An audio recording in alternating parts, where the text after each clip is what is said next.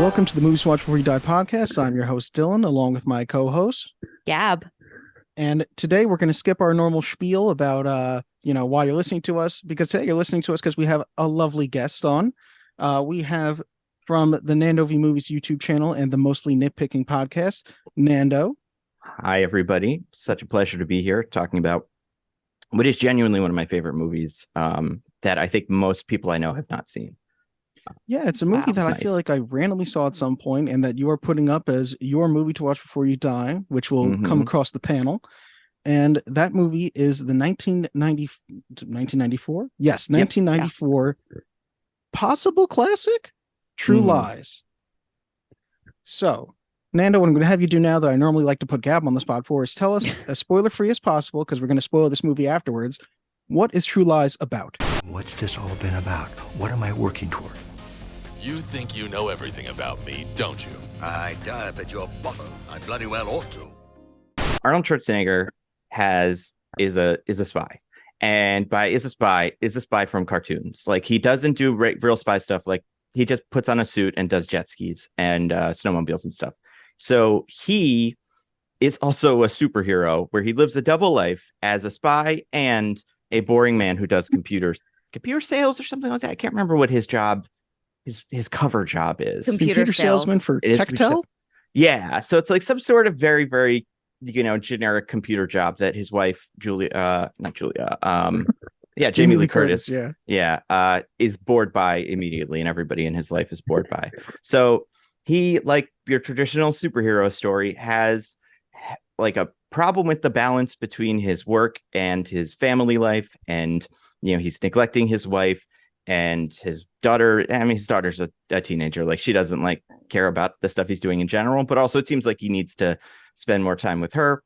And I would say the plot kicks off when a terrorist starts doing stuff, and there's some terrorist workings going on that Harry gets wind of. But then at the same time, he learns that his wife, named Helen, is in some sort of secret relationship with what appears to be at first glance another spy, although eventually it is revealed to not be that. And as far as summary of the movie, without giving too much stuff away, it's about Harry kind of merging those two parts of his life and trying to figure out a balance with making his wife happy and also saving the world.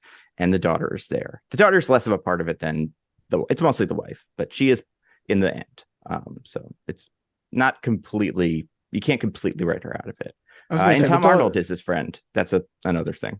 Yeah, Tom Arnold's his guy in the chair. But let's see what IMDb says the plot summary is, because we know they're oh so reliable. Oh, yeah. A fearless, globe-trotting, terrorist-battling secret agent has his life turned upside down when he discovers his wife might be having an affair with a used car salesman while terrorists smuggle nuclear warheads into the United States. Yeah, that's pretty accurate. That's pretty spot on. That's a lot for one sentence that they fit in there. Yeah, they got it. And I like that they really laid it on with what his job is, because it's so silly. They have to go fearless globetrotting as a description of this is what James Bond is, pretty much. Would you call him swashbuckling? Dylan, I was just about to ask that question. We like the word swashbuckling. I would not. I don't know what swashbuckling means, but I don't think he has that kind of devil-may-care attitude that comes with swashbuckling. I think he could fake it if he needed to, but I do think he's kind of all business. Nando, would you say that swashbuckling is usually reserved for pirates? Oh, absolutely. I would say they are your main swashbucklers. I rest my case. I agree with that. Main swashbucklers, but not only pirates. Yeah, I would say you could be a swashbuckler if you're what is a swashbuckler, though? I think it probably is mostly pirates. I think this is the second episode where we're going to have to look up the definition of swashbuckler. We did look it up last episode. A person who engages in daring and romantic adventures with bravado or flamboyance. Yes. So I wouldn't say he's quite flamboyant on purpose. I mean, it's his job, right? He's getting paid for it. Exactly. He's James Bond mixed with Superman. Yeah. And so I think a swashbuckler, I don't know. I don't think this is a great example of it, but Deadpool, I think, is as close as you can get to someone who's a swashbuckler in another medium that isn't pirate stuff. I could see that. We were saying it last week. We talked about The Mummy, and we were saying that Brendan Fraser's character, swashbuckler. Yeah, Absolutely. Indiana Jones, swashbuckler. Obviously, swashbuckler. I would say Thor in a lot of the movies he's in kind of fits that bill as like he's just kind of having fun and doing his best, but also, he doesn't take it as seriously as he probably should. Yeah.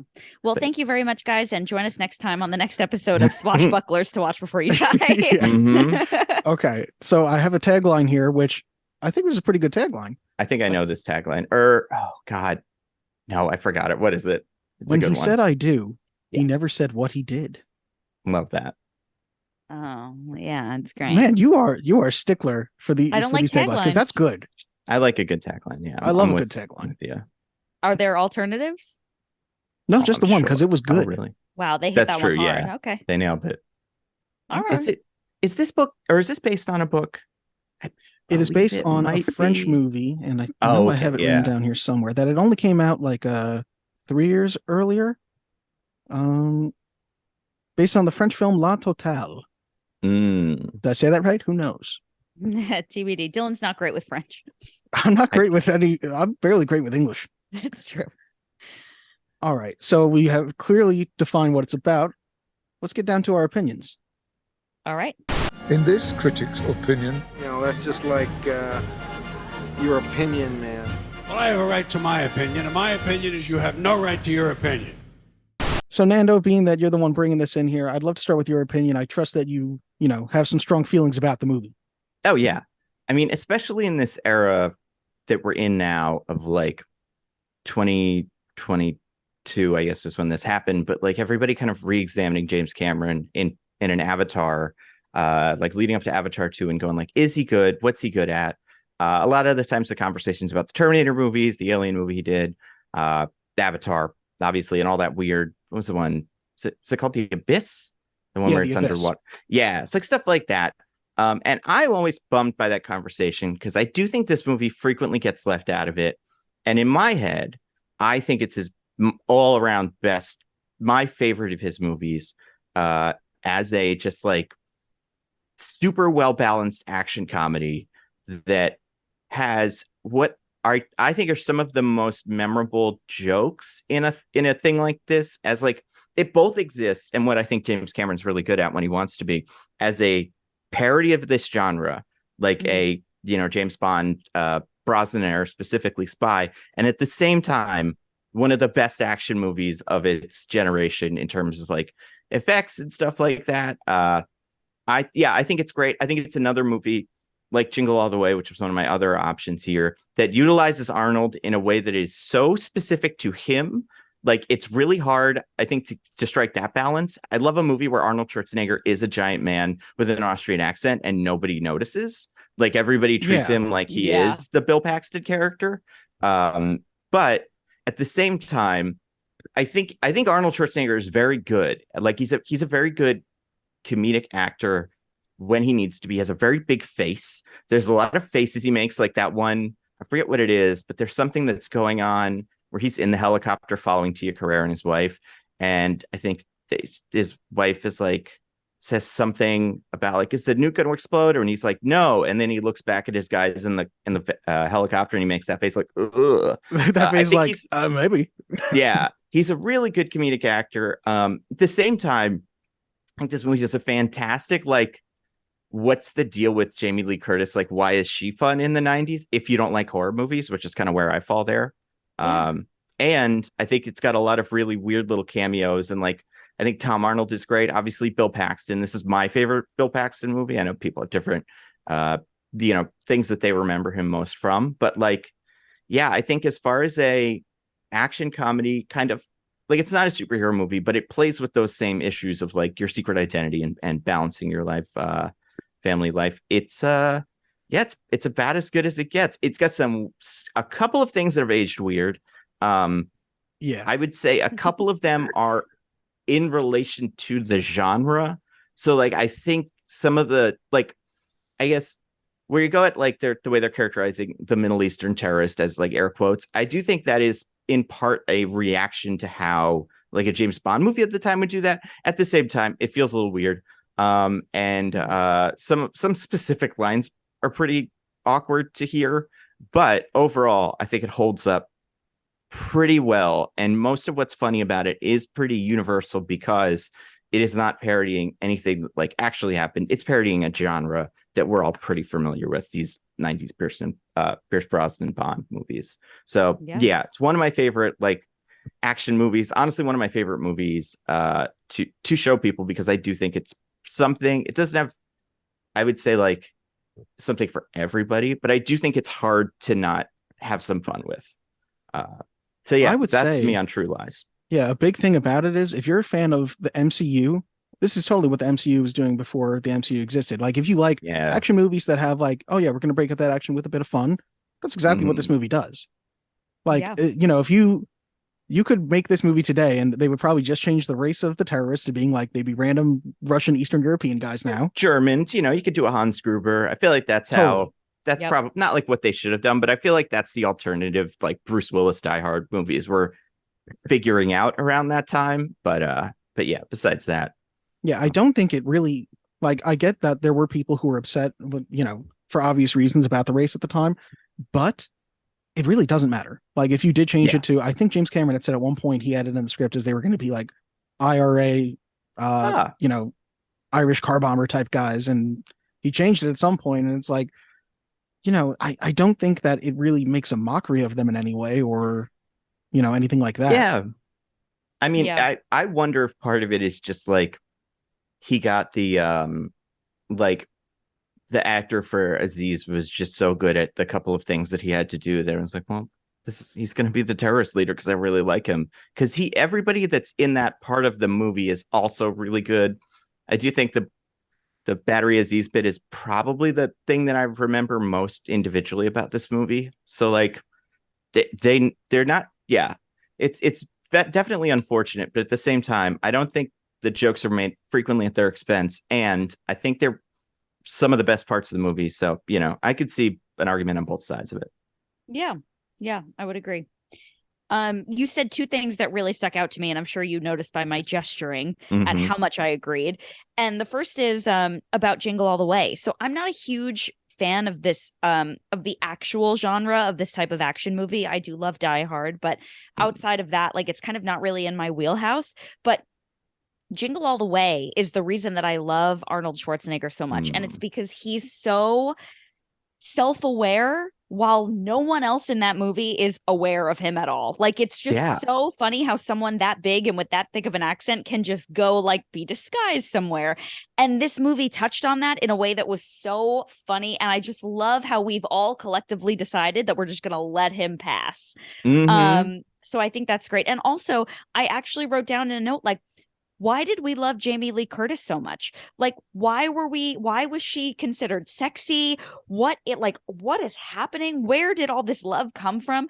And, you know, I love her as like an older woman. I think she's great now. I think she's spunky. I think she aged so well, all the way from Freaky Friday and up. But it's like, when she was younger, what were we so turned on by? Well, you seem to be making it just physical, but I do think her performance in this movie is great. It's great. Yeah. Like she does a good job. You know, there's a line at one point she's talking to her coworker and she says something about, and I'm not going to go with the whole, like, I asked him what he did today and in 6 minutes I'm asleep, or 6 seconds.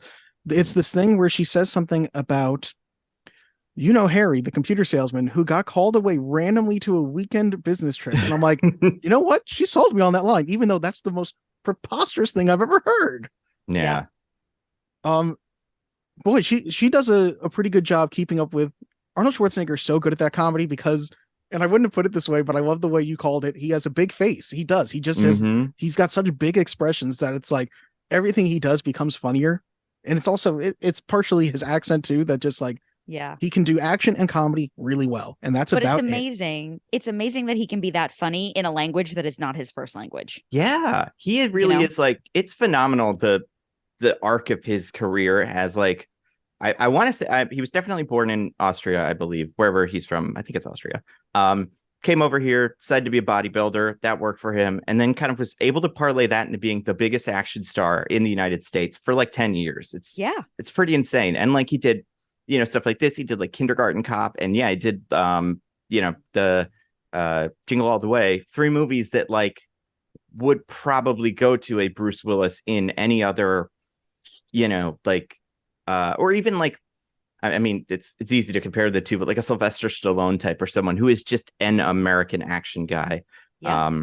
And yeah, he won in spite of it. I also think, now that you mentioned it, this movie is great because it both understands that he is insane, like that the pitch for Arnold Schwarzenegger, the everyday dad, is insane, and also, so like it doesn't lampshade it too much that in the beginning it's a little too unbelievable. Like characters aren't constantly pointing out like that he's Arnold Schwarzenegger, but at the same time, by the end of the movie is having fun with the fact that like when he screams the bridge is out, it sounds like nonsense because of his insane accent. And like, so it's somehow having its cake and eating it too, which is tough. Yeah. Well, it's also because, like you said, it's commenting on its genre. This does not work as well if you do not have this giant Herculean barbarian man in this role. If it was a Bruce Willis, it feels like it's more playing it straight and not commenting on itself, because it feels like the fact that it is, Arnold Schwarzenegger, who's like 6'6" and got to be like 300 pounds of nothing but muscle. Oh, yeah. It's like ridiculous, but that's what makes it funny. Yeah. Especially when you have like Bill Paxton's more believable as a spy, quite frankly, because he looks more like a regular human who, the moment Arnold Schwarzenegger walks into that ballroom in the beginning, you're like, people are not noticing this man. I was watching the movie with my wife, and it's Juno, Tia Carrere's character Juno, and him are doing the tango, and she said something along the lines of like, people aren't noticing this. People aren't noticing this giant man and this beautiful woman with their dancing. Like, yeah, especially if you're weird. like an international arms dealer or whatever. The second he walks in the room, everybody, you're like, oh shit, it's that Austrian spy, and then they all just run away. But that people would hear about him. But now it's just he blends right in. He is a chameleon, and I love that about him. The other thing I found interesting about the beginning of the movie, because I forgot how much happens in there, because I feel like most of the notes I took were right at the beginning, like 15 minutes, that first action scene. It was that moment where he's on the run away from, after the bomb's gone off, here's my invitation. And these dogs are running up to him. And he headbutts the dogs together like a Three Stooges bit. And I was like, boy, it's not many movies where we see our hero knock two dogs out. And they're like, you're going to still like this guy. I was like, okay. I thought that too. The dogs got up and I was like, oh, okay. Oh, those dogs had to be fine. In reality, they would have been destroyed by Arnold Schwarzenegger's giant arms. Oh my God. But it's also just, there's something about the practicality of all of this and the fact that so much of it is before the real big CGI boom, which, ironically, since we did talk about The Mummy last week, The Mummy has a lot of practicality in it, but they were so proud of that CGI that they started to use for Imhotep and things like that. And when you look at this movie, there is not a second in this movie where I know that there is some CGI in here. I do not notice it ever. Every single thing that I'm looking at, I'm like, God damn, they pulled some incredible stuff off here. Yeah, and that's what I love about this as part of James Cameron's filmography, is it's the first time, not the first time, well, honestly, it might be the only time I think his movie isn't paired with some sort of groundbreaking technical thing. Like Terminator 2 obviously had the big liquid metal Terminator, and like Titanic was all kinds of stuff about miniatures and how the ship exploded and whatever. And The Abyss was a bunch of weird goo and water effects and stuff. But this is just like him going, but I think sometimes, almost like Zemeckis, he gets lost in that and only remembered for that. But it is like, he's good at figuring those things out and working them into the movie. He also is just really good at directing a fun action movie. And this is just that, with like you're saying, a teeny bit of like a fake nuclear explosion in the background or whatever. But honestly, yeah, I think most of it, like with the Harrier jet or whatever it is, like it was a set, but it was like a real fake jet that they were all standing on and stuff. Yeah, they had a rig with a crane attached to a Harrier jet that they were moving around. Like, it's the one from incredible stuff. It's the one from Avengers, right? I don't know if this was one of the little trivias, but in the first Avengers movie, when Thor and Hulk are fighting, I think Hulk throws Thor into a like sitting just plane, and it's that same plane. So it's a prop. That was not one of my things. And that's way better than every one of my things. That's so cool. And it's funny. I kept also finding myself thinking that James Cameron, to an extent, is what Michael Bay wishes he was. Oh, yeah. Because James Cameron does that action and awe, but he also does it. And every time you leave the movie theater thinking like, God, that was great. Whereas half the time you leave a Michael Bay movie thinking like, I mean, it looked really great, but that was a lot of schlock, you know? Yeah. Considering that this is James Cameron's like kind of his most maligned movie critically and commercially, which we'll get to the numbers, and for me to say that this is like his most commercially maligned movie just goes to show that this guy does not miss. Yeah. Because I'm like, how come this is his movie that we don't talk about? Because it's still really good. Yeah. I want to get to some of the notes that I wrote. First of all, Dylan, I mentioned this to you before we started. There was a moment in this movie that really kind of like caught me by surprise. And that is when Arnold Schwarzenegger is at the party in the first scene, being completely, inconspicuous. And he has a champagne fluke and he hands it to someone and he says, "Hold this for a minute," and then walks away. And God damn it, Dylan's brother, Zach, is the king of drinking 7/8 of a soda can, saying, "Hold this for a second," and walking away and going and getting a new one. And I've adopted that as an adult whenever I don't want to hold on to something. And I feel like it has to have come from this. Maybe he's a spy. Have you guys, do you know what he does every night? He'd be a terrible spy. Nando, I got to tell you, we would never have found out that he was doing this if not for, I think he must have been like 17 or 18. And he was like, "You guys know I do this thing, right?" And we were like, "What?" Like we finally had the epiphany that he like ruined his own trick. It was like a magician pulling the curtain. You were like, Yes. "Oh my God." He does do it all the time. It's like if David Blaine was like, "No, I don't actually swallow the frog. I just do this." And it's like, oh. So that frustrating. really got me. I felt like, oh my God, this is where this all comes from. So that was the first thing. And then I noticed that in the computer system, when they're profiling all of the terrorists and they kind of have like a log of everything about them, everyone's nose was listed as being medium long. And I thought, is my nose, are all of our noses medium long? Is that like the average? I did not notice that, but I was like, this is the racial profiling database. If you are any shade darker than this, you will show up here. It's so true. But all of them had noses that just said medium long, medium long, medium long. And I was like, damn, all right. I guess that's just how it crumbled. Yeah, like Adrian Brody, I guess, would probably get flagged. And I don't know what person has like a short nose, but like, there's not too many of them that I can think of off the top of my head. That guy from Phantom of the Opera, short nose. Oh, yeah, very short nose. There we go. You're right.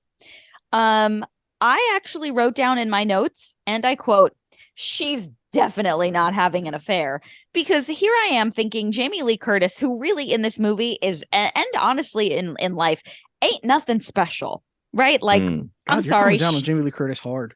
Well, listen, she took off her clothes and I was still like, really? This is what really? And you're mean to tell me that this woman is married to Arnold Schwarzenegger and she's potentially having an affair, even if he's busy with what, like, really? Well, they do point out he's never there. Sure, but what still, is it Tom Arnold says? She's a flesh and blood woman, which I was like, what's the alternative? But okay. Yeah, she's a plastic woman.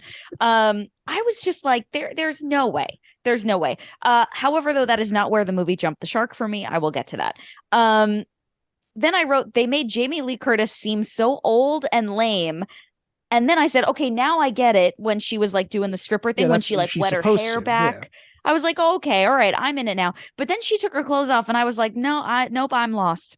I'm lost. I don't get it. But I will tell you where this movie jumped the shark for me. And there's always something, Nando, always something for me. Jamie Lee Curtis's striptease really took you on an emotional journey. It did. But this is where it really lost me. And that was when Arnold Schwarzenegger, as this French arms dealer, right, kisses her. She's laying on the bed. He rubs the rose all over her face and then he kisses her. And I'm thinking to myself, if you are with someone for long enough, never mind married to them, have a child with them for that long, you don't know that it's them kissing you. You can't smell them, taste them, know what their lips feel like. And obviously that moment was over in an instant because then the feds rush in and, the jig is up, so to speak. But I was like, come on. This was another moment with me and my wife watching it yesterday. We both agreed the first hit, she doesn't know it's him. Every hit after that, she knows it's him. And she's just mad that he put her through this. I thought about that too. I've read it both ways because I think it is such a preposterous scene. And even like forgetting about the fact that like even before the kissing, like he has an insane jawline and he's in profile in shadow, but like you could kind of see that part of it. He's also 6'6". Like how many 6'6" men are there?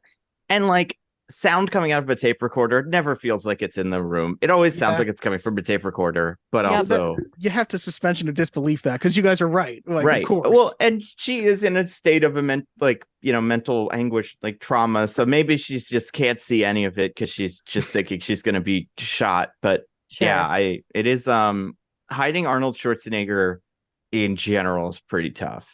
And hiding it from his wife has to be borderline impossible. But, Dylan and I not too long ago did an episode on You've Got Mail, which I don't know if you're familiar with that movie. I've never seen that. No, I just watched Joe versus the Volcano the other day. And I think You've Got Mail is another one of those, right? Is Tom Hanks and Meg Ryan? So I'm going to work my way up to it. It's great. We did declare it a movie to watch before you die. However, I just panicked about the timeline, but I'm here now. Okay. People know that. However, that movie, there's a plot line in it that is a kind of catfishy, where someone is pretending to be someone else and they think they're falling in love with someone, but it's actually them. And I would say this is arguably 100 times more catfishy, where he's catfishing his own wife with the government. Mm-hmm. Yeah. Which, as a former federal employee, what a vast misappropriation of taxpayer funds. But see, and that's part of it that I think is so great how you get away with that in this movie is immediately it's like he kind of works for the government, but he mostly works for SHIELD. His boss is Nick Fury. Like he can just do whatever he wants. And exactly. The Omega Sector. That's right. That's what it's called. So yeah, and I think a couple of times I feel like there's a few moments where Tom Arnold's like, we're gonna go to Guantanamo Bay for this. This isn't. We're in lots of trouble. But how do you say no to Arnold Schwarzenegger? Yeah, I get it. Can we talk about a fight scene that I didn't remember that well, but is so good and is really quite the precursor to, I think it's Mission Impossible Rogue Nation or Ghost Protocol, with one of the best bathroom fights I've ever seen. What grounds it so well is the guy who is still trying to use the bathroom the entire fight scene and shambles out with his pants still around his ankles at the end to check on what has happened, and is probably the actual guy going to Guantanamo Bay because he's getting blamed for those murders. Yeah, that's true.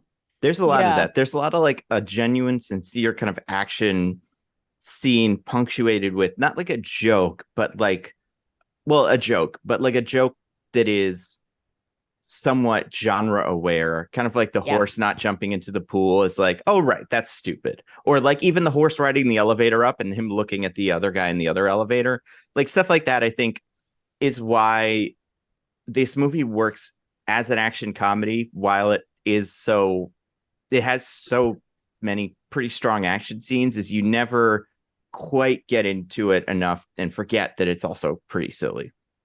Yeah. To keep referencing my wife, she said at one point, this movie's so stupid, I love it. And I was like, that is pretty much, you're either going to say that or you're going to finish that sentence halfway. And it's one of the two. And there's one moment that I feel like, and obviously we already said spoilers, but there's a moment where Arnold finally does not have the upper hand. He is being choked. There are more terrorists coming. He tells Jamie Lee Curtis, Helen, she has to do something. She attempts to fire the Uzi. The Uzi recoil goes forward and this thing falls down the stairs and kills every single bad guy. Like, they run into the way of the bullets. The bullets are perfectly firing. And you either are like, hilarious, I love it, or that is a moment where you're like, can't. You know what I mean? That is your final suspension of disbelief. Man, I stuttered hard there. Suspension of disbelief test is that. That is the moment. And another great face acting moment from Arnold. I remember him looking back up at her with that, like, "Oh, what are you doing?" Moment. But the guy who's choking him screams shit, and they jump apart from each other. It's almost like this movie is all just moments like that, like taking this action scene, breaking it down a little bit at the end, making it kind of silly, and further suspending your disbelief so that at the end, at the very, very end, the terrorist can hit his balls on the back of the airplane and you like that moment instead of hate it. And it takes a lot of work, but at least for me, I was on board. And and cheesy one-liners and stuff like that, which is also what Arnold was great at in the 90s. I was going to say, there may be no actor more known for the one-liner. Mm-hmm. True. Yeah. Does he drop an "I'll be back" in this movie? I feel like he might say it before he does the thing with the flamethrower. Because he leaves her to go do action stuff, I think. There might be one, but I don't remember. You know what it is? No. I think and this may not be the line that you're thinking of, but something that really got me was when at the end he and Jamie Lee Curtis are kissing and the mushroom cloud is going off in the background, and she looks at him and with final like acceptance and pride, she says, "Go to work," and he goes, "Okay, bye." Yeah, he does. He does it like he's a 10-year-old. Yeah. Yeah. He's like, "Okay, bye," and just darts off, and she's like, "Oh, that's my husband." And it's a very like sitcom-y period at the end of like that whole storyline. It's just great. It's great. You know what's something that I noticed on this watch that I didn't notice the first time I saw this movie? The only really, you remember his partner Gib, which I didn't even remember his name until I rewatched it. Tom Arnold's character is his guy in the chair, guy in the van. He's the micro to his Frank Castle. And he basically, in the beginning scene, there's another guy who's like hacking stuff for them. Faisal, it turns out is his name. And I had no memory of the fact that that guy comes back at all at the end of the movie. And not only he gets like a nice hero moment, and it makes sense because you need to somehow set up that it's going to be, which it needs to be, one-on-one Arnold versus our head terrorist Aziz. Yeah. And he totally he clears the board for them to do that. I don't know what he's doing after that though. I think he kind of just sits there with that reporter dude, but still it's a nice moment to somehow bring that character back. I think it's a nice little screenwriting moment. Yeah. This little group of guys is pretty solid in terms of I think they feel like, you know what it is too? I think one of the other things this movie does really well, they set up this Arnold and his wife relationship and Arnold and his daughter. I like how, but I also like how Tom Arnold and I already forgot his name. The actor name is Grant Hasloff. You said Faisal, right? I like how they're making fun of Arnold when he's doing kisses, like they're doing the kissy thing in the van, because they kind of know that what this is kind of silly. And they do they ask each other to tango. I like that they feel like people that do work together, and they know how silly most of the stuff he's doing is, but he is also like Superman. So there's nothing they can do about it. They're like, yeah, we're going to let him go. But at the same time, in universe, this is kind of dumb. Yeah. There's the French guy that recorded that audio for him and was like, "This is garbage. Who wrote this?" Yeah, that was great. I wonder if that's a guy from the real movie, from the French one. Because I wouldn't be surprised if they, gave him a little cameo. I'm gonna look it up. Yeah.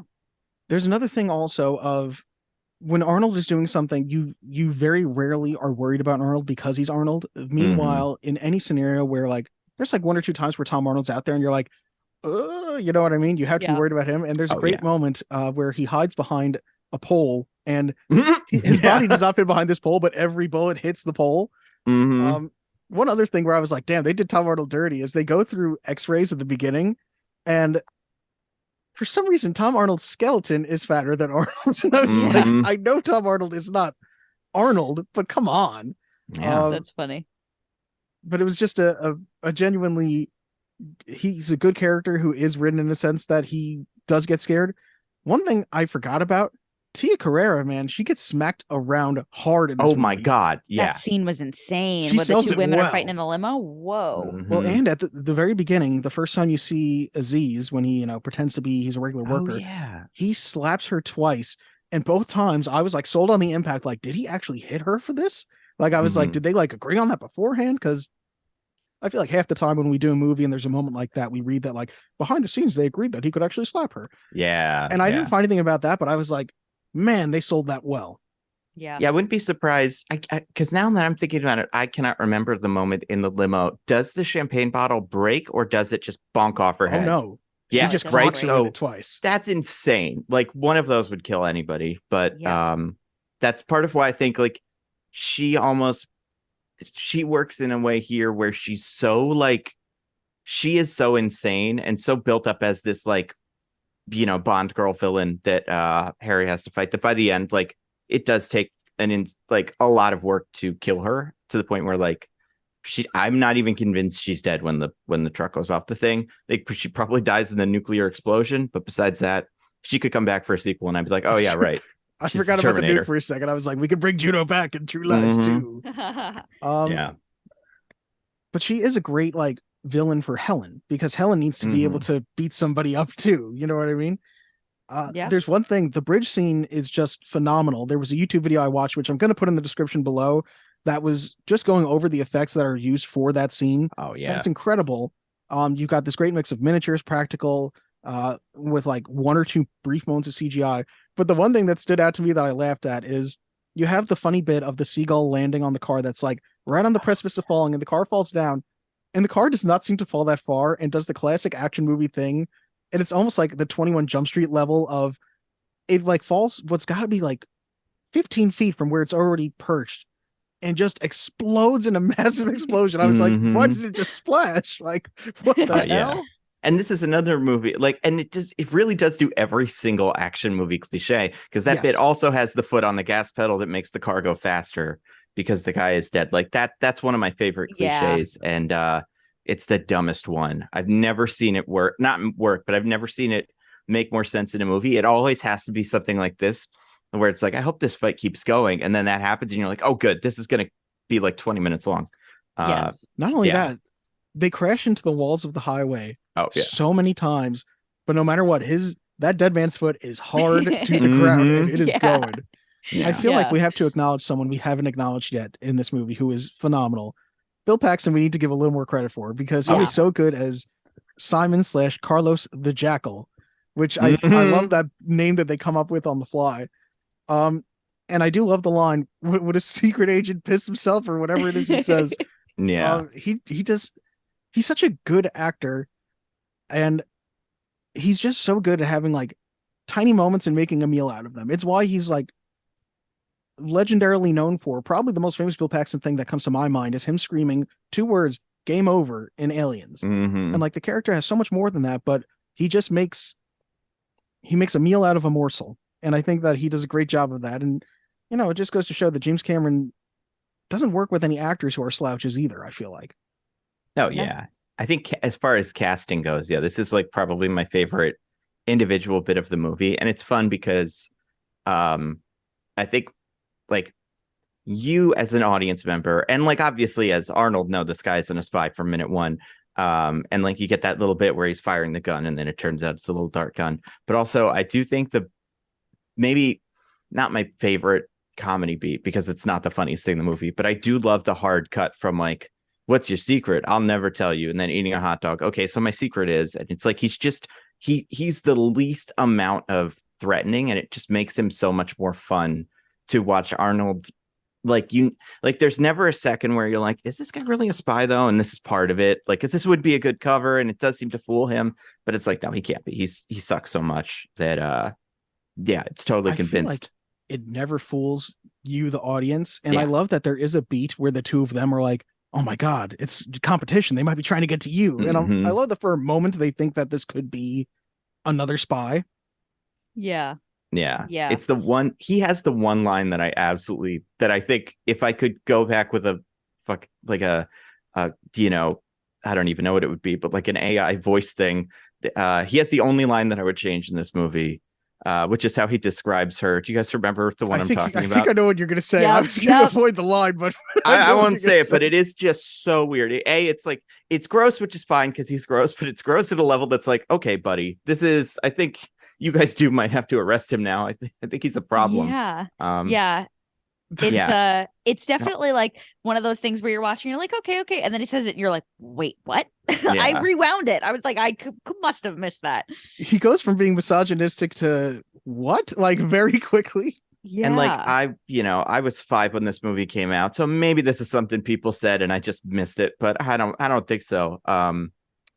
Cause it's bizarre, but I think everything else about him is, it's just he's just really fun. The scene where he's got everything, all the small things too, like the plastic wine glasses is great. The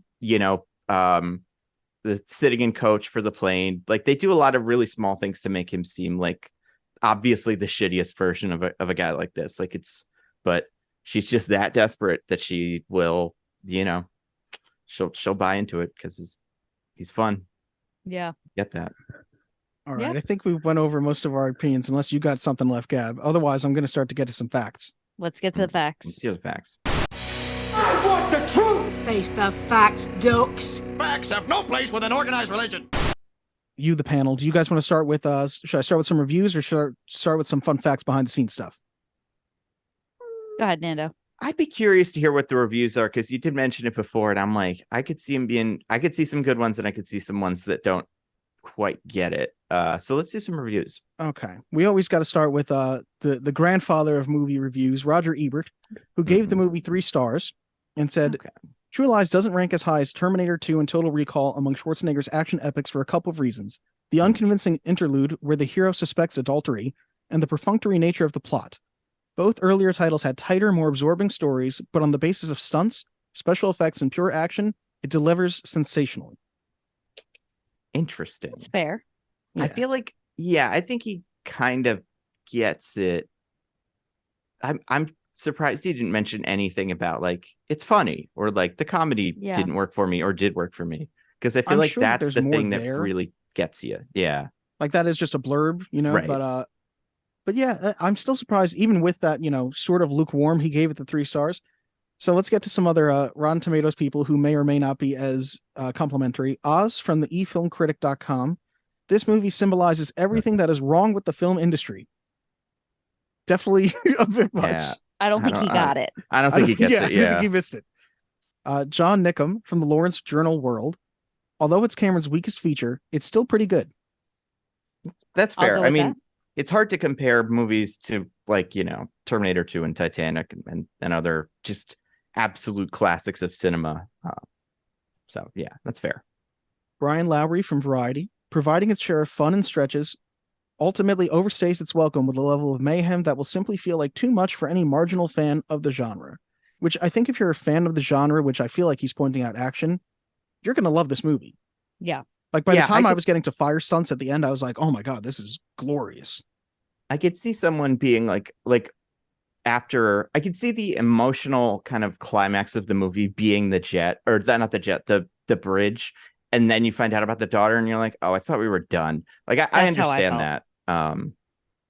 But yeah, we got one more bad one and one more good one. Okay. Jonathan Rosenbaum from the Chicago Reader. If the Gulf War gave you an insatiable taste for burning oil and burning Arabs, this extravaganza will tide you over for at least a couple of days. That was the bad one. Or negative? Okay, good. That was the bad one. Yeah. How many stars did he give it? He did not give stars. That was just his blurb from Rotten Tomatoes. But I was quite thrown by that. Mm-hmm. And lastly, we got Bill Clark from The Balcony. Writer-director James Cameron has made his fair share of groundbreaking, great movies, but pound for pound, True Lies is his most flat-out entertaining. Yeah, I think that's fair. I think it's got to be this at the time. It's got to be this or Terminator. If you're not a huge fan of Titanic or Avatar like I am, then it's easy to, it's like a coin toss. I think this probably rewards you more watching it at home than Avatar does. Avatar's more you had to have watched it in the theater, I think. Mm-hmm. One more to here. Critics' consensus. If it doesn't reach the heights of director James Cameron's and star Arnold Schwarzenegger's previous collaborations, True Lies still packs enough action and humor into its sometimes absurd plot to entertain. What's its percentage on Rotten Tomatoes sitting at? I was just about to get to that. So IMDb gives it a 7.3 out of 10. Rotten Tomatoes, on the tomato meter, it has a 70% with an average rating of 6.6 out of 10, 38 fresh reviews and 16 rotten, and an audience score of 76% with an average score of 3.8 out of 5. This was nominated for an Academy Award for Best Visual Effects. Best Dancing. Fair. Oh. I can see that too. Best Striptease. Mm-hmm. Winner at the Legio d'Oro for Best Male Performance for Glaucoma Onorato for the dubbing of Arnold Schwarzenegger. Oh, okay. And I only brought that up because I had no idea that was a thing. Wow. Everybody gets Jamie their Lee own Curtis, who Gab slandered won a Golden Globe for Best Actress, Comedy or Musical. All right. I could see it. Yeah. I hope that, I wonder if like I'm curious in a post, like you were saying, kind of a post Marvel, everything's an action comedy now lens. If someone watching, like one of those people watching this now is like, oh, this is the good version of that. I get that. Or if they're still like, ugh, this is this Marvel movie that we're all kind of tired of 20 years before any of them came out. Because I that's so interesting. I think with internet discourse, people wouldn't be able to realize that this came out 20 years before most of those movies. I wonder do they have because the only film critic I care about is Leonard Maltin. Did he have a review of this? He did not have a Rotten Tomatoes thing. I would have loved to have seen if he did. I wonder, because I feel like he's gotta have. I feel like he maybe has more. Oh, okay. So apparently, I can't find the review, but someone's quoting him as Leonard Maltin once described True Lies as the granddaddy of all action movies. So I feel like, yeah, he seems like he might be more on board with it. That's not to say I think it's a perfect movie either. It is very dumb. And like, if you're not in for that, then you're not going to have quite as much fun with it. But yeah. And I also think, to be fair, I think Arnold at the time is kind of what, like, I think he was seen after like his Conan era as like one of those guys that almost like Michael Bay, but not quite, but like became a meme and was kind of unpopular, or like was like a guy that you'd see an Arnold Schwarzenegger movie and roll your eyes at no matter what it was, because you're like, ugh, this crap again. So I can understand people having that reaction at the time. All right, I'm going to get to some behind the scenes stuff just because I see we're starting to run out of time here. Oh, yeah. So Tom Arnold told James Cameron a story on the set about a sick bitch who took the ice cube trays when she left him. That woman was Roseanne Arnold, and James Cameron said, yep, we're putting that in the movie. He thought the line was hilarious. That's great. It was great, and it did stop me in my tracks. I was like, damn. Who takes the ice cube trays? That is a brutal thing to do, breaking up with someone, because they just think they have them, and you wouldn't check. You check some things maybe, but not the ice cube trays. Hell no. Yeah. James Cameron can be heard as the helicopter pilot who says, yeah, she's got her head in his lap, Yahoo. Oh, okay. Wow.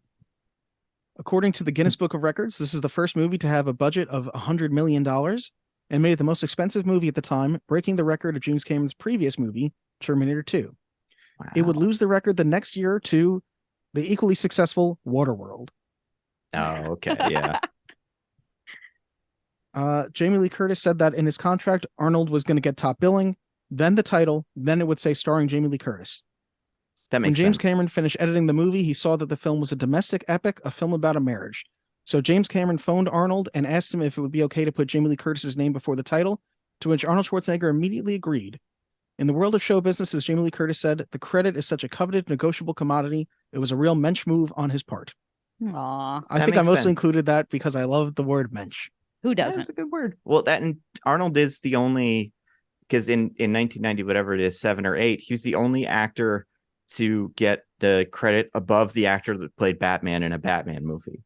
Batman and Robin is starring Arnold Schwarzenegger and then the other ones. So he's always been good at that. At one point, a sequel was in the works. A script was ready, and had the movie been made, it would have been released in 2002. This was eventually scrapped or at least indefinitely shelved due to the script problems as well as 9/11. James Cameron even said in an interview that he dropped his sequel plans because, quote, in this day and age, terrorism just isn't funny anymore. Well, James, we're back to it, so you can do it again. We've come around. Meme culture says we can make this movie. I mean, Director of photography, Russell Carpenter, was worried he'd be fired. James Cameron kept complaining that the image was too dark, yelling at him, "Where did you learn to read a light meter?" Russell Carpenter was so sure he was going to be fired, the rest of the crew simply giggled, assuring him that Jim does this with everyone. Skeptically, he called Cameron's DP on The Abyss, and the DP, Solomon, simply asked him, "Did Jim already ask you where you learned to read a light meter?" Yeah, I have heard that he is, at least back in the 90s, was notoriously like a real jerk to work with. So at least none of his actors drowned, or like, not that any of them actually drowned, but I feel like this is probably one of his safer sets. So that was good. And I don't know if this last one has changed in a couple of years, but as of 2020, this film, along with The Abyss, are the only theatrical feature films by Cameron that have not been released on an HD home video format. Any other major feature film has been released on Blu-ray, with some already released on Ultra HD Blu-ray. The delay stems from the fact that all film transfers must be approved by James Cameron, and he says he is simply too busy with Avatar sequels. Yeah, right? Seems like it might exist on Blu-ray. The only one I can find is from Spain, so it might not. Which is a shame. I did watch some behind-the-scenes footage, so I had one or two last things. Art Malik, who plays Aziz, and is a delightful British fellow, said that it is funny to be recognized by airport security now, and he was talking about being at JFK, and he said a security person recognized him and went, "True Lies, you're the terrorist." Oh, God. And he said, "Where are you going?" Art Malik happened to be on his way to play the man who attempted to blow up the World Trade Centers in the 90s. And he went, "You're playing another terrorist."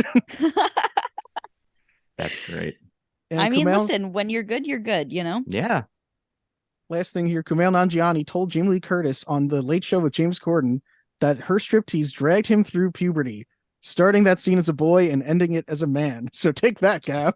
Yikes. Hard disagree, but, you know, what do I know? All right. I think that is plenty of facts. I think we can get to our verdicts. But before you hear Nando's obvious verdict, we've got plenty of mail that you need to hear.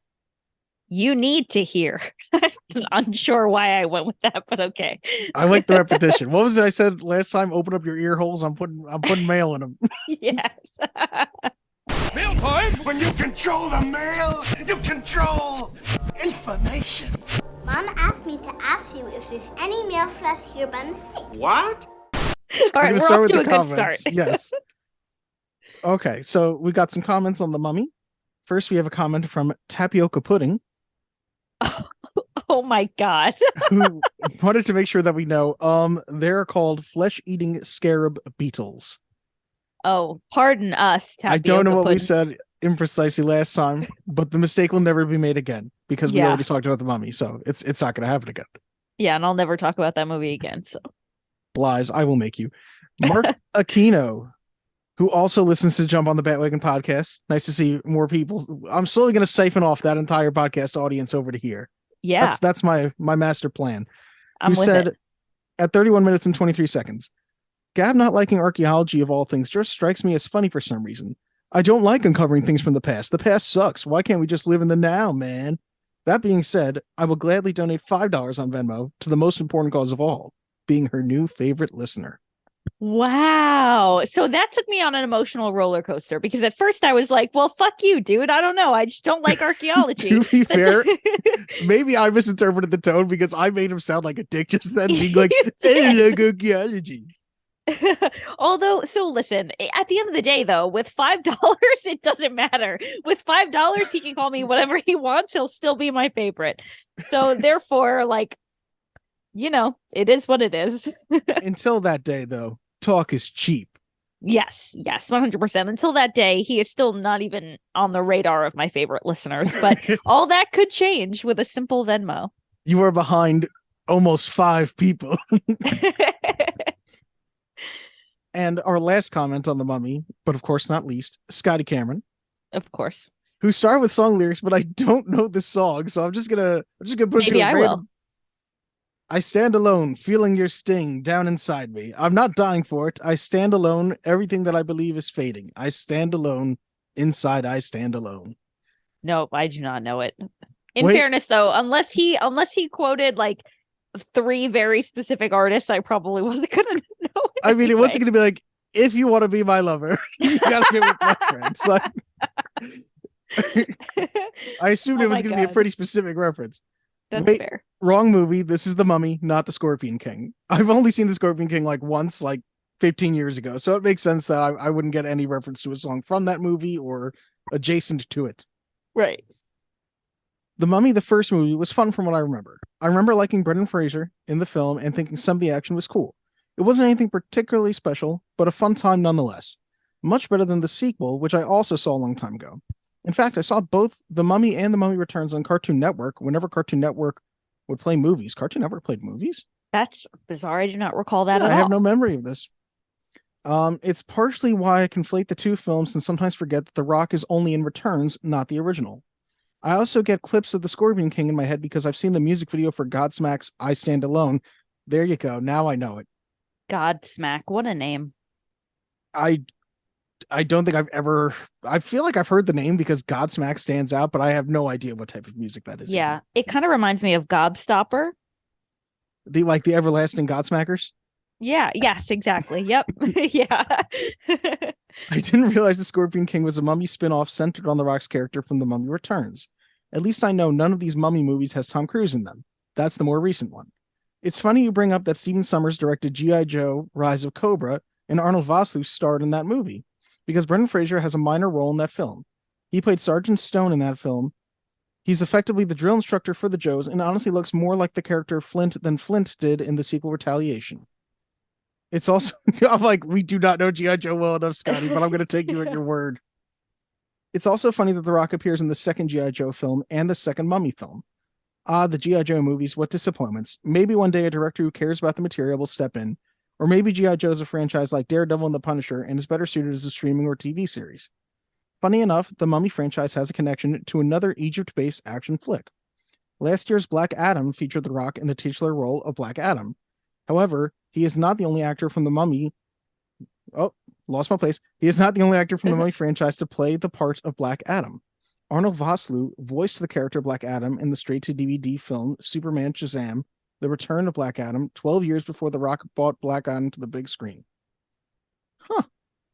Straight-to-video bargain bin disaster is a term I saw in a YouTube video trashing Michael Bay movies and has been a term I use to trash any movie that is just downright awful.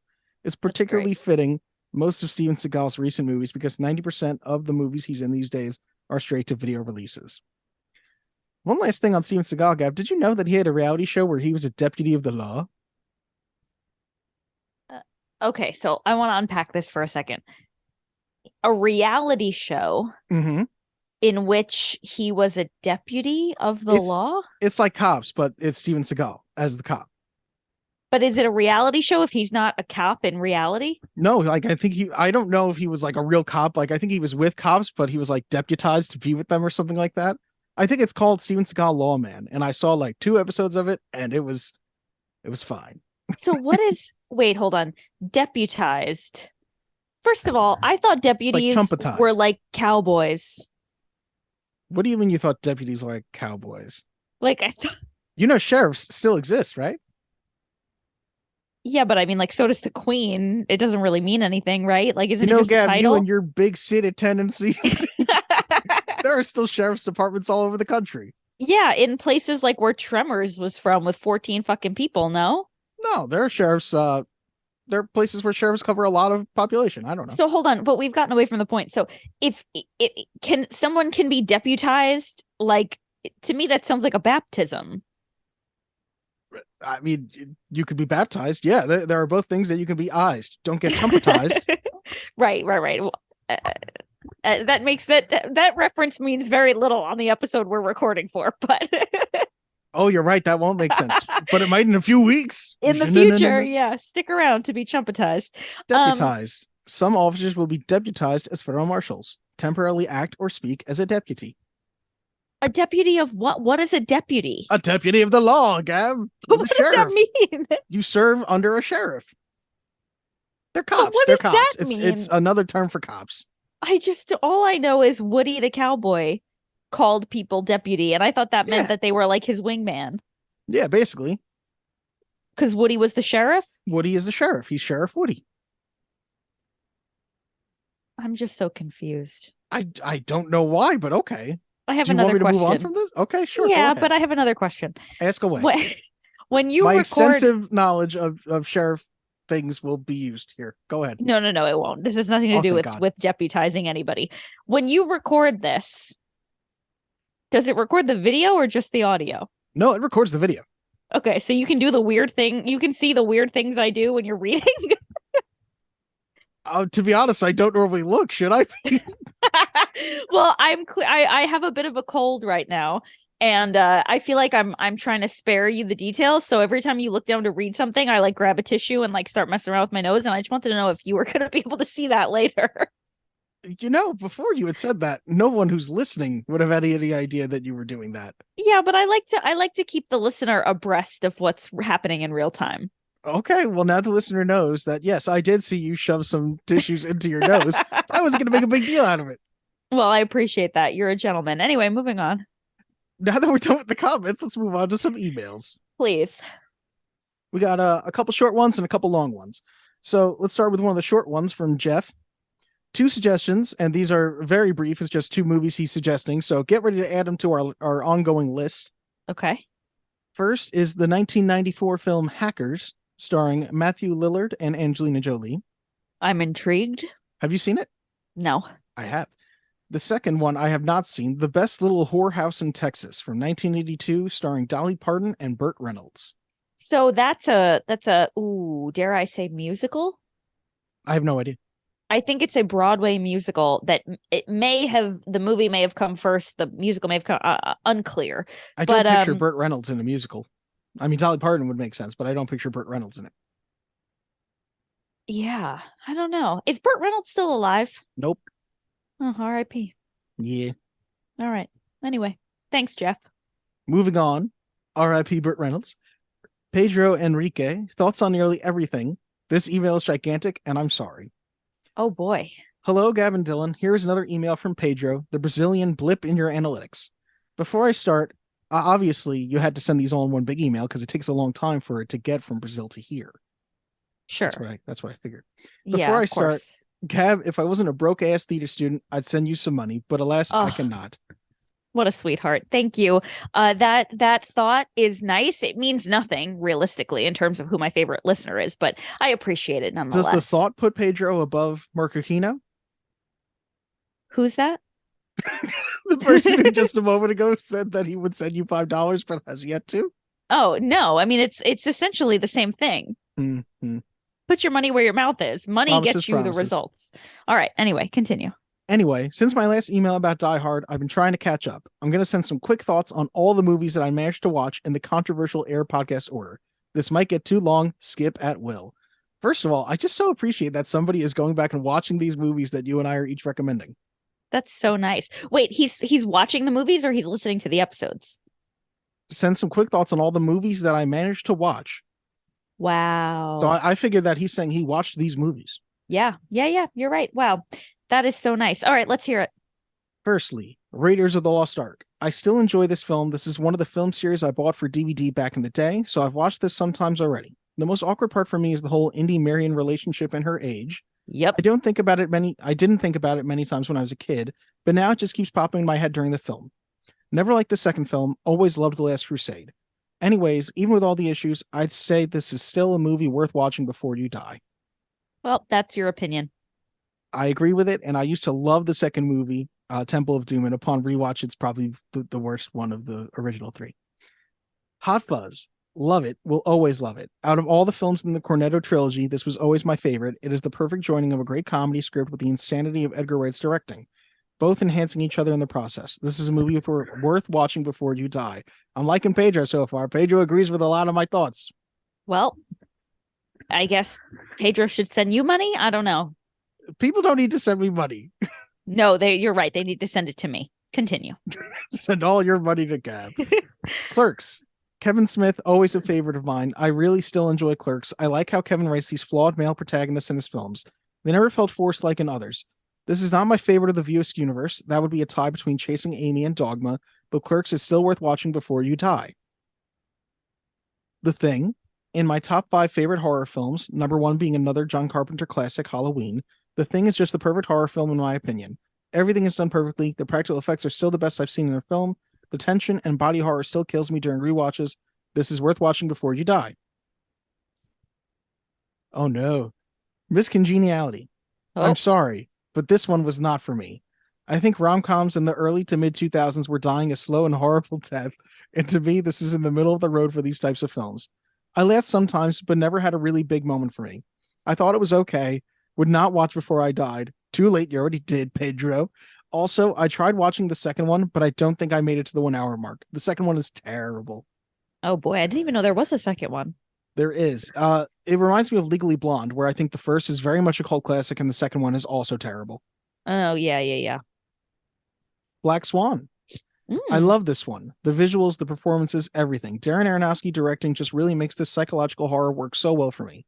And as a companion to Aronofsky's other film, The Wrestler, it makes for a great experience in understanding the lives of two types of performers, one from a horror perspective and the other from a dramatic perspective. Definitely worth watching before you die. Agreed. Batman Mask of the Phantasm. I wrote enough about this film for Jump On. Don't oi over there. Sorry. Get some tissues, why don't you? I wrote enough about this film for Jump on the Batwagon, so I'll keep it short. It's perfect. It's beautiful. It nearly beats The Dark Knight as my favorite Batman film. It's a cartoon. I don't understand.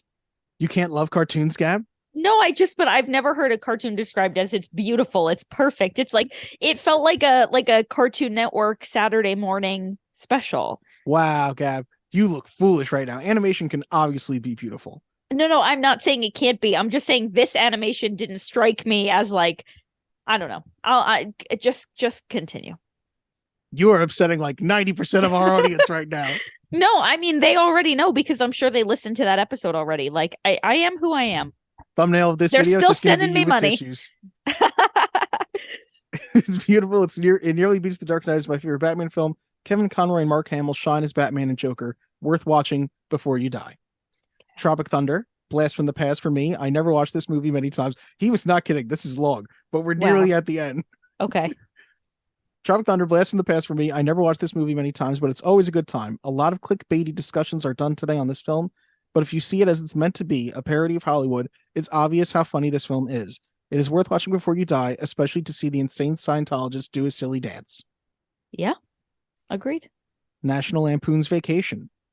Now, this one was tough. It's still a funny film to me, aged in some parts. Chevy Chase's performance still kills me, but I prefer Christmas Vacation. It feels much tighter as a comedy in this series. Wouldn't say it's worth watching, but it's not a bad time. That's fine. That's fair. Christmas is better upon revisiting them both. Also upon apparently everyone else on the planet saying so. Yeah, whatever. You've Got Mail, another tough one. I won't lie, this film is very charming to me, but as much as I love Meg Ryan and Tom Hanks' chemistry, I can't really love a romantic comedy where capitalism wins. In every genre, capitalism wins, Pedro. Also, considering other Nora Ephron films, this is the weakest. Even though I was charmed by the movie, it was really carried by the leads, and seeing Dave Chappelle did not help.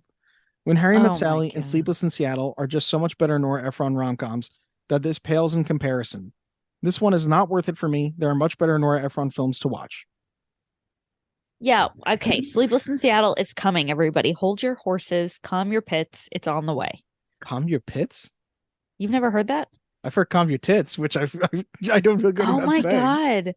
Maybe that's what. So actually, no, I'm sorry. My little brother's preschool teacher taught them how to cool their pits. And for years, my mom would say, cool your pits. And Matt would go like this, lift his arm and blow into his armpit.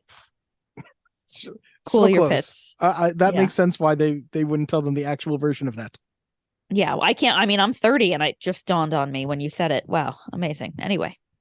The Mummy. It had been years since I'd seen this film. Rewatching it really made me feel like a kid again. It is a lesser version of Indiana Jones, but it still works and I really enjoyed it. Yep. It's just a fun movie to watch and Brendan Fraser's charm is in full effect. Very much worth watching before you die. The sequels are not. So, this was long as hell, and there are still a bunch of films I haven't watched. I'm very curious about the Vampire's Kiss episode. Love your podcast and hope to send shorter emails next time. Pedro. Pedro, you have homework, my darling, and your homework is to watch Vampire's Kiss and write us an email of equal or greater length on your thoughts. You know what? I like his little catch-up blurbs. I enjoyed that. Perhaps less in per email, but it was good. Yeah. Keep them coming, Pedro, but Vampire's Kiss is a must. All right. Moving on to the next email from the one and only Keen Machine. Mummy, I'm scared.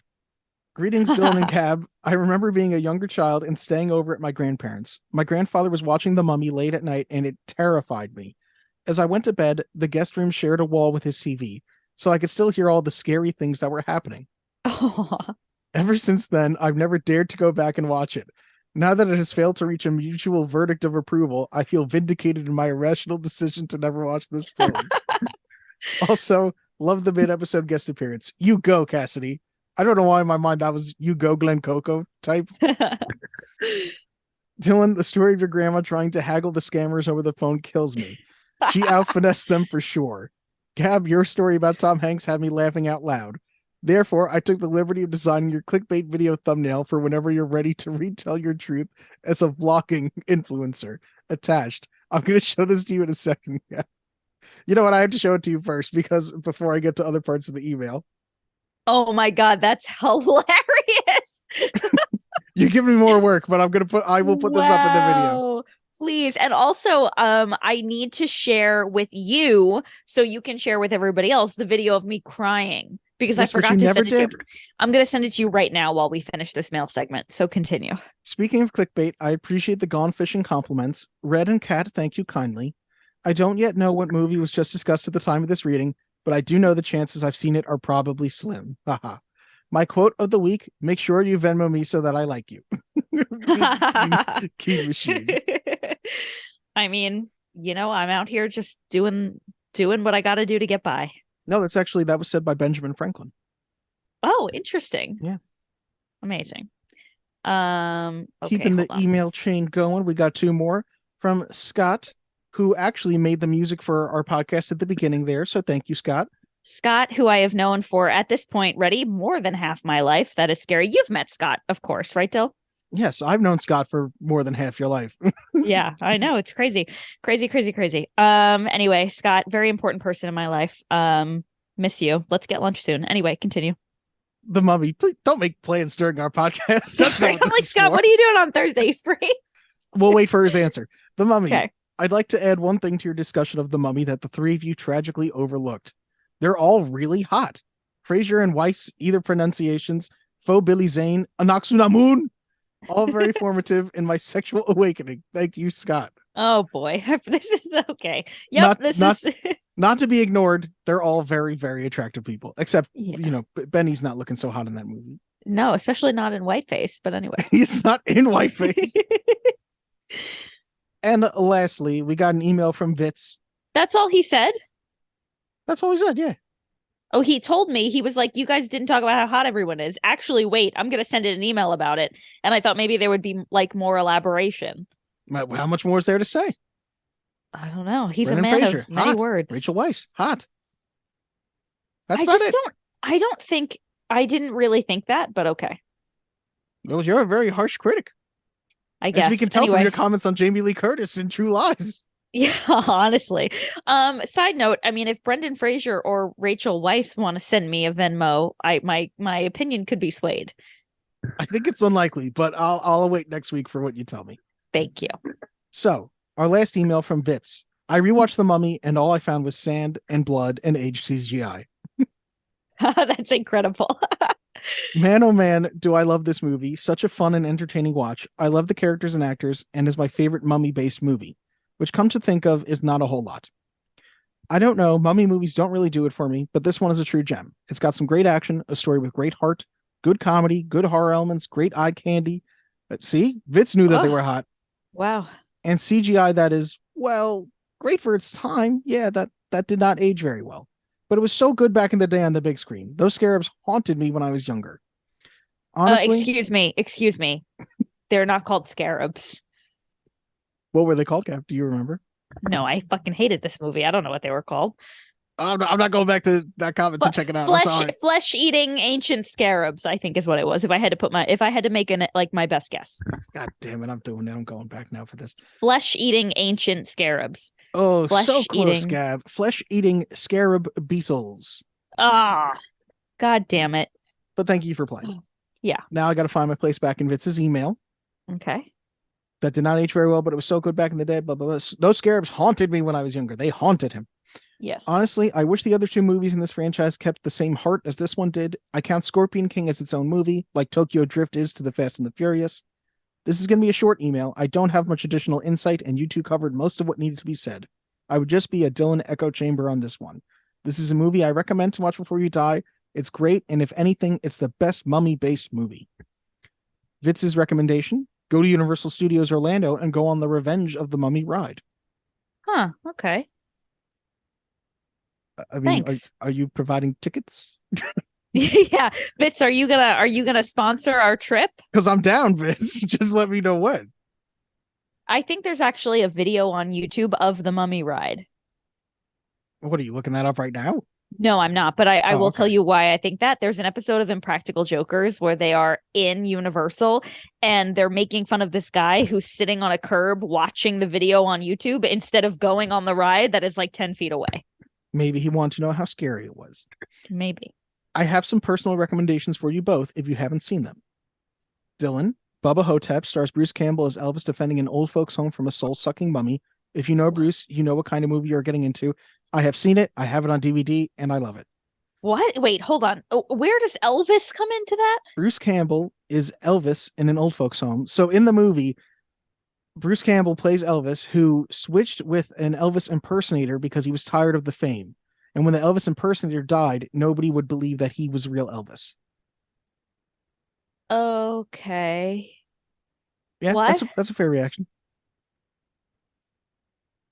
I'm confused. I don't have time to explain how amazing Bruce Campbell is to you because we have to get back to our verdicts with Nando. Yeah. Okay, but Bruce whatever. Campbell's amazing. Sure. For Gab, Romancing the Stone. I know you aren't big on the archaeology movies. I had a partner who also couldn't get into Indiana Jones, but loved this one. Kathleen Turner, Michael Douglas, and Danny DeVito. This isn't a watch before you die, but I think you might get a kick out of this one. Bye, Benny. Vitz. First of all, people have told me before that I should watch Romancing the Stone. Also, did somebody say Kathleen Turner? Yeah. You know, I took a few master classes with her. How were they? Unbelievable. She is batshit fucking crazy, but in a good way. Oh, that's all that matters. Yeah. Bruce Campbell's movies. Yeah. Anyway, Vitz, you're great. I can't really hype you up too much because, I haven't really received anything, if you know what I mean, but you're great. Gab only does this podcast for $1 at a time.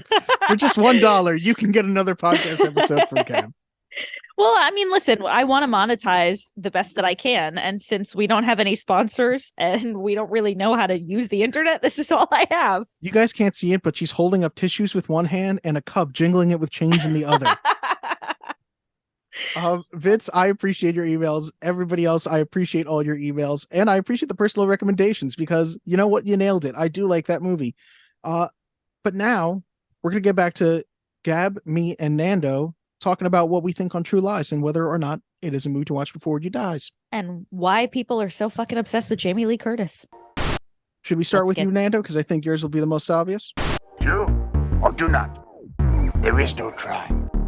The guilty will be punished. Sentence to death. I would say it is because of how much it is just like fun. There, like I was saying before, very few people I would not recommend this movie to as just like you'll enjoy it. So yeah, I would say it's a movie to watch before you die. Yeah. Gab, you want to go next or should I? Yeah, I'll go next. So, I will say this is not my genre. Typically, I'm not a big action movie person, as I said earlier, but the silliness, the self-awareness, it really carried me through. And halfway through the movie, I was like, damn, I really like this. And I was sold, I was in, I was loving it. I will say when they kiss and he goes back to work and then we find out that they've got the daughter, I was like, oh my God, I don't have time for this. Like this would have been the perfect place to end it. But I was still sold in on the action and everything that was going on. It quickly wrapped after that scene. So despite it being a little long, which I think is a James Cameron special, I really liked it. And I'll probably never watch it again. But yeah, I would say it's a movie to watch before you die. Wow. So aren't you shocked? I'm going to take away the suspense here and make it 3 for 3. All three of us are going to agree. This is a movie to watch before you die. It is dumb, but fun. And it is, as I said, my wife said earlier, this movie's so stupid. I love it. Like it's so stupid, but I appreciate when the movie knows it's being stupid.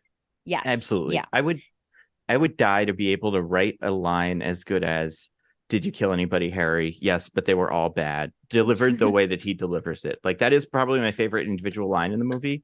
And I think it's still one of the funniest. Like if you could say that in a Marvel movie now, like that could be written today and I'd be like, that's a great line. Nailed it. Yeah. Yeah, absolutely. Not my genre, but you know what? If it were more, or rather if it were less self-aware, if it were a little bit more like self-serious, I would have hated it. But I think it was so well done. Every ounce of unrealistic gush was totally appropriate, and I enjoyed it. All right. On that delightful note, before we go any further down here, I think I'm going to start to wrap this bad boy up, and I'm going to say, Nando, I know that people can find you on the Nando V Movies YouTube channel. They can find you at Mostly Nitpicking, your podcast. Is there anywhere else that I'm leaving out? The main thing that I always tell people, I guess I tell people two things. One, just follow me on Twitter, and I'll usually tweet about whatever I do, and that's Nando V Movies on Twitter. The other one is if there's a platform or something that you're using, like a Twitch or whatever the next thing is, Mastodon, just look for Nando V Movies there, and I'm usually able to get all those domains so that I'm pretty easy to find. The only other thing I have that's like a thing, and this is connected to the YouTube channel, is my new second channel called the Nando Cut, where I make more long form kind of vloggy videos based on a thing that I'm thinking about that day. So that's just kind of, it's a grab bag, but it's another channel. So if you follow me on the first channel, every so often I'll see someone that's like, I didn't know you had a second channel. So it does exist. But the first one is the main one. A great video about how bullshit it is that the Razzies picked on a 10-year-old. You can check out a video on the Nando Cut. And Gab, where can people find us? Well, Dylan, they can find us on Spotify, Apple Podcasts, anywhere they get their podcasts at Movies to Watch Before You Die. And they can, oh God, I'm starting to say voice note things. I'm nervous. You say it. If you want to send in a voicemail, you can put it at anchor.fm/movies to watch, or you can email us at movies to watch before you die @gmail.com. Nando, thank you for being here. Gab, thank you. And thank you, listener, for tuning in. Yeah. Thank you so much, Nando. It was so nice to meet you and have you on. It was a pleasure. And I'll come back to do some other weird Arnold Schwarzenegger movie in the future. Maybe Jingle All the Way. Who knows? Ah, I would love that. Awesome. Well, thank you so much. Have you ever killed anyone? Yeah, but they were all bad.